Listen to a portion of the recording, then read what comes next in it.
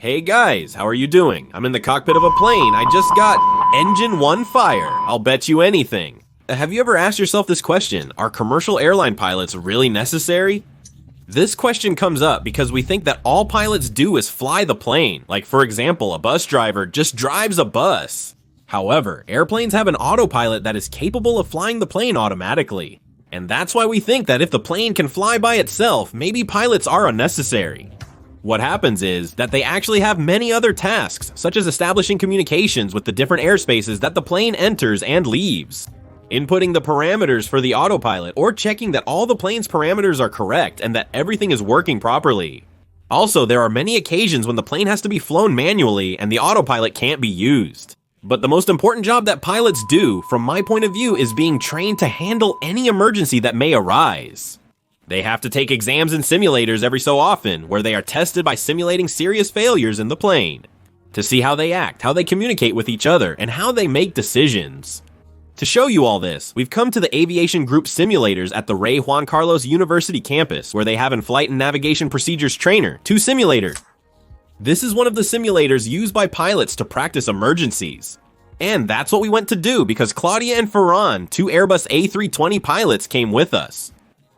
So, the idea was to have them fly and make things break on the plane to see how they would save it. With this video, you'll realize that even if something happens on your plane, it's normal to land safely. In fact, the emergencies we're going to show you happen much more often than you might think. Because the only times we hear about something happening to a plane is when it crashes. And that almost never happens, precisely because everything in the aviation industry is so well studied. To understand the video, it's important for you to know that pilots have a checklist to follow for almost any procedure.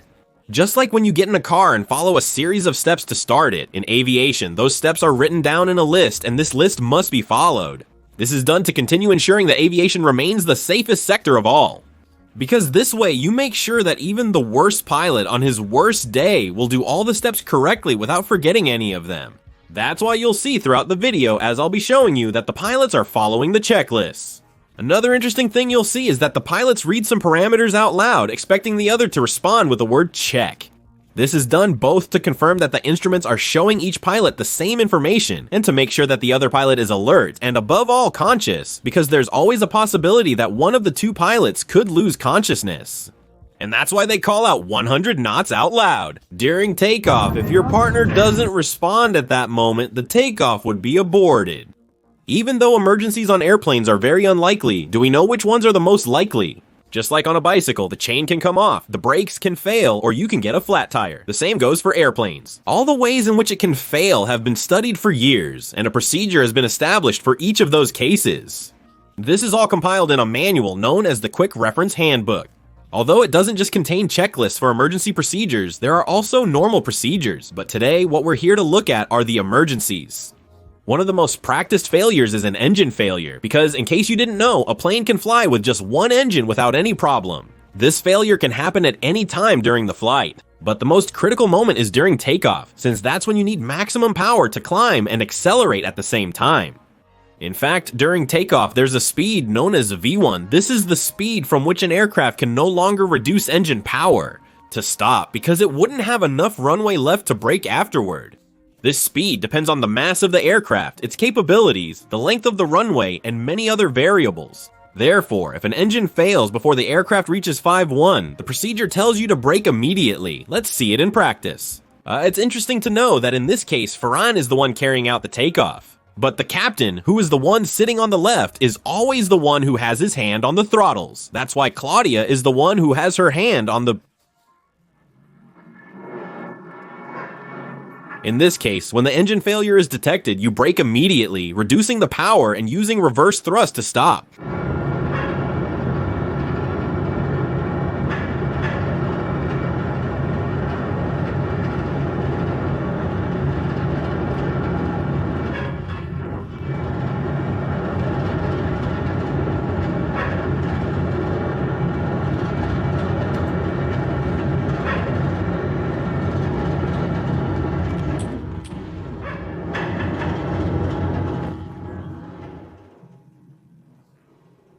Later, we'll see what would happen if there was a fire and an evacuation had to be carried out. Now, let's look at a failure in the hydraulic system.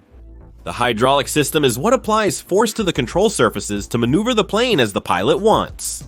And nowadays, commercial airplanes have 3 independent hydraulic systems, so that the failure of one hydraulic system does not affect the other 2. In Airbus, each hydraulic system is named after a color. We have the green, the blue, and the yellow. This is a real diagram of which things are powered by each hydraulic system in an Airbus A320. And here it is shown on all the control surfaces. For example, the flaps move with the green and yellow hydraulics, the left ailerons with the blue and green, in the example we're going to see now. Suddenly, the blue hydraulic system fails, and therefore, they lose the spoiler.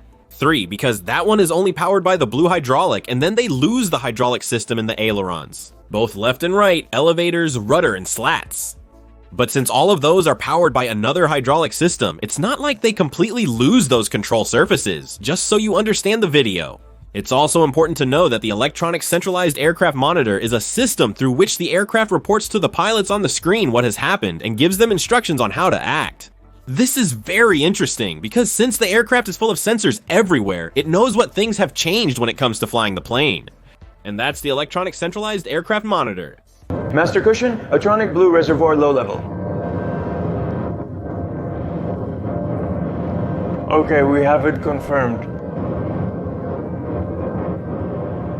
As you can see, what the pilots do in this case is disconnect the pump from the hydraulic system they've lost and check if there's any further damage or if they've lost any control surface. Blue system, low pressure, clear. Hydraulic. Flat controls. Well, our spoiler 3 has failed, and we have the blue system failed in all the controls. Of ailerons, elevators, and the rudder. But we still have all the control surfaces. The problem would start if they lost another hydraulic system, for example, the green one. In that case, they would have completely lost the ailerons and the left elevator for sure.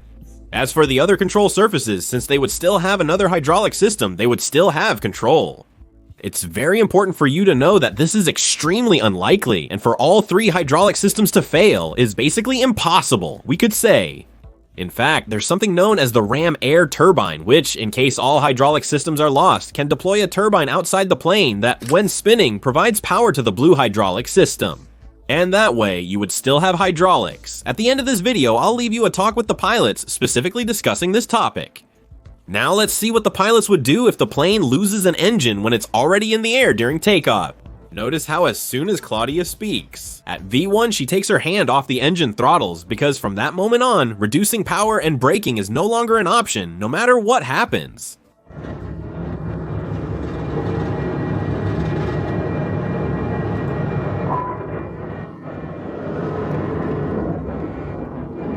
When an engine fails, an imbalance is created and therefore a torque appears that turns the nose of the plane toward the side of the failed engine. What the pilots will do first is continue with the takeoff and retract the landing gear. Since this creates drag, and at this moment you need to gain speed, but you only have one engine, so it's essential to reduce drag. Also, at first, to compensate for the yaw imbalance, the pilot uses the rudder with the pedals, but since he can't stay like that for the rest of the flight, he uses the vertical stabilizer trim. What this does is leave the rudder in a neutral position that balances the torque generated by the engine. In this way, the pilot can release the pedals and keep going straight, but of course, more drag will be generated, and it's important to keep that in mind. Once the plane is trimmed, you check if there is any possible damage and then proceed to organize a route for an emergency landing. I used to think that after stabilizing the plane, you would always turn around to land as soon as possible, but that's not the case. They spent quite a while flying. In fact, instead of descending and landing quickly, like I thought, they climbed to carry out all the procedures before landing. And once they had completed the relevant checklists, they could proceed to make a landing. Let's look at the next one. And the one that impacted me the most would be an engine failure before 5-1, but this time with an actual fire in the engine. Because the first case we saw earlier is the one where the engine simply failed, but there wasn't any bigger problem. Now let's suppose there's a fire inside the engine.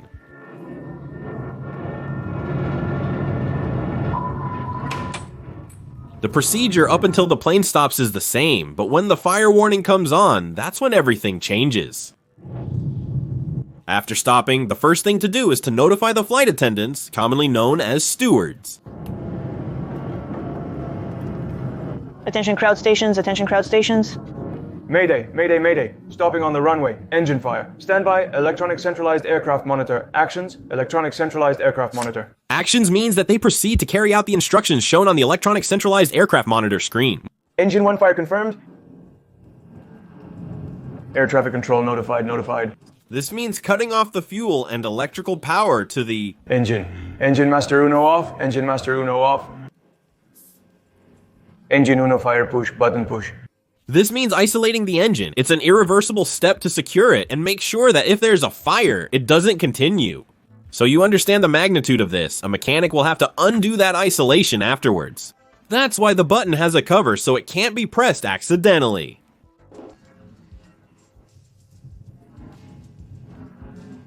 Now what they're doing is releasing a gaseous agent that has the perfect composition to put out a fire.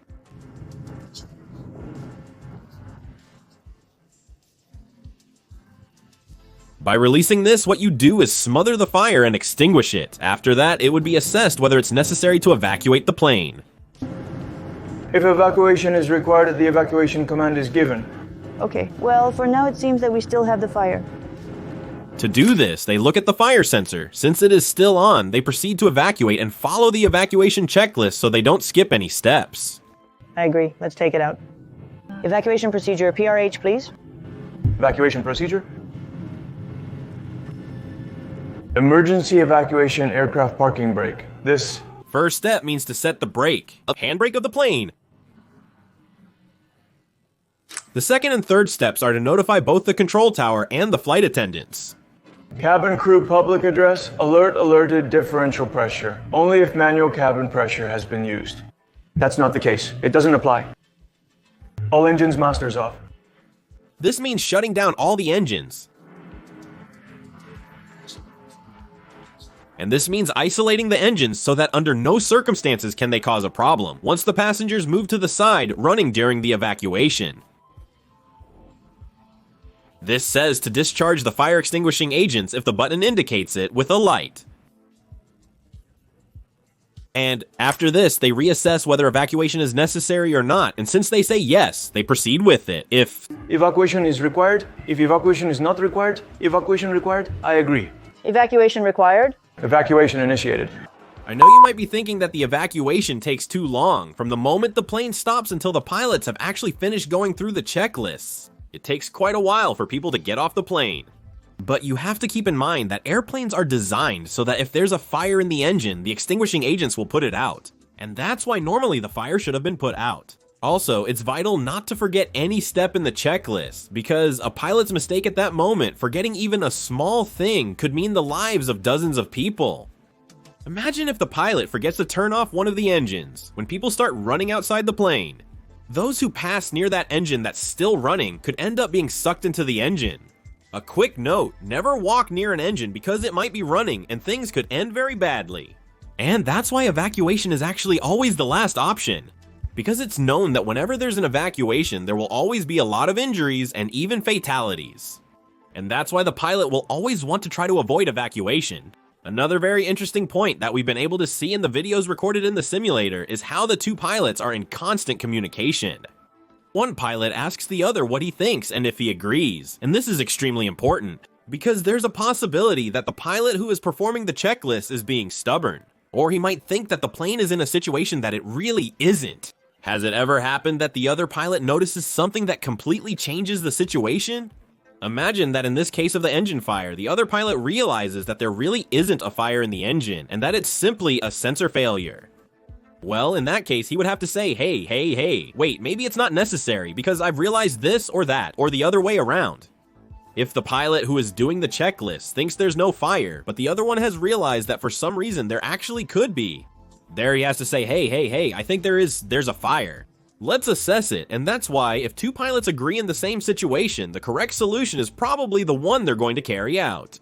And one last thing, it's very important for you to know that whenever a serious accident happens, the airlines will always want to blame the pilots. Because if the accident was serious, well, the pilot won't survive. And it's very easy for the airline to blame the pilot and wash their hands of it and avoid responsibility.